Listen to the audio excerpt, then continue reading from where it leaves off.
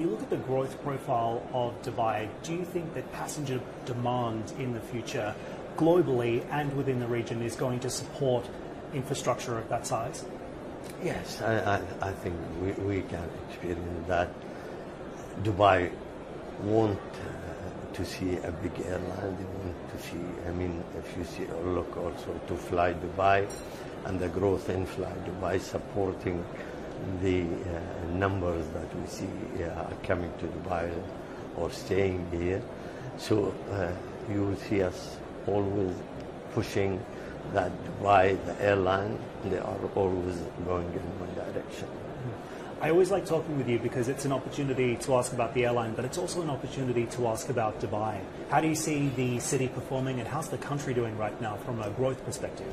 I think we see the city is performing very well. If you take any sector of the business, if it is real estate, it's the road and what you see, the kind of traffic we see on the road, that's all positive. I mean, you see the hotel, the announcement of the occupancy on the hotel, they are up in the, for the last few months, more than 83%. That just recently been announced. So all of that is really optimistic. You think this type of momentum can continue, or is Dubai basically at capacity right now? I think we proved to the world that Dubai always can do it and will be up to its work. Let's talk about another major issue as well. It's the recent flooding in Dubai. I think the floods really exposed some vulnerabilities in Dubai's infrastructure. Talk me through how the airline responded and some of the tail issues that you're now dealing with as a result. Yeah, I think what hit us when it comes to the weather issue, to see it at the base, it's over 200 millimeter of rainfall, like in over 24 hours. I think I must really give a credit to everybody within the stakeholder, within the city, who did really work day and night to make sure to clear. I won't say it's a mess, but you know, it's something that we always love when it comes to rain.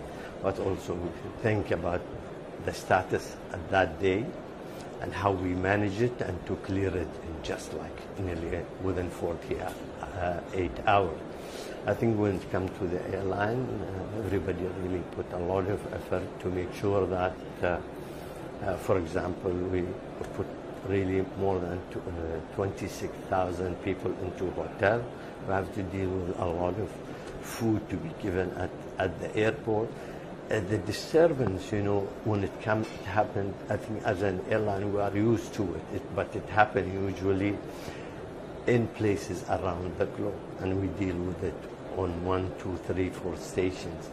But when we have at the hub and with all those aircraft coming here or leaving here, it's different. But I think if it happens again, we are good for it. So you say you'll be more prepared if it is to happen again. How do you build resilience though to make sure that we don't see those scenes of chaos and angry customers and passengers again? You know, I think when we look at what's happening within the Dubai government, also really putting a lot of emphasis on what we should be doing within the city. I think you will see some of the program. They're trying to put areas that we see it's happening every year. You won't see it again, you know. When we talk about water storm system within areas, it's something that you will see it's happening. So I'm sure that if it happens next time, you will see us as really good for it. I have to ask you about what's happening at Boeing as well. You've got more than 200 aircraft on order from Boeing. Are you concerned about how they're responding to this crisis? Yeah, we are not happy really with what's going on. We always really wanted to see this aircraft entering the fleet when it been promised. There is a delay. It's not only to us, but also I hope with the new appointment at Boeing, I've seen the people also, or the management, they promised that they will try to move things. You know, I think till way they announce the certification of this aircraft, then we will know for sure when it is happening. And I hope that they're talking about in 26 or year 26. Dave Calhoun out the door. Do you have confidence in what Boeing has done in order to replace the management? You know, I think they have to put a lot of pressure, you know, to make sure that they deliver to their customer whatever they promised. So what does that mean for your own order book? You said there's going to be some delays. Are you considering perhaps cancelling those orders and maybe moving over to Airbus instead? No, not okay.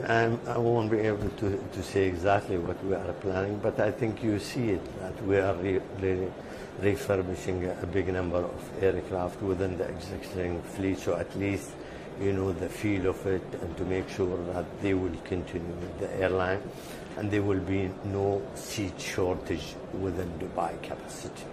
And is that a concern for you? There is a potential seat shortage here because you can't get those planes on time. Yeah, but still, I think with the 380 extending part of the existing fleet by more years, I think that would help. So what's your message to Boeing as it continues to deal with this situation? I always say, you know, get your act together and just do it. And I think they can do it. Very interesting. Just finally, sir, a lot of new competition in the region and around the world. I just spoke with the new CEO of Qatar Airways, and he has really laid down the gauntlet, particularly when it comes to premium cabins here. What's your message to him when it comes to competition in this part of the world? Well, I mean, when it comes to us and Emirates, I mean, to me, we love competition. We've been in competition from day one. I think when you look at what Emirates started in a very competitive market with the Dubai, with its open sky policy, we are always welcoming airline. I mean, my responsibility besides the airline is the airport. I don't want to see as many new airlines coming to here. So that's competition. But I say there is enough really business if you do your job right. You will be able to attract more and more business to come to your base. And this is what we are doing at Emirates, you know, by opening a new route or really developing the existing route that we see out of Dubai or coming to Dubai. And I think when we see any new airline in the region, I think that should be very positive because they will help us also marketing the Dubai destination.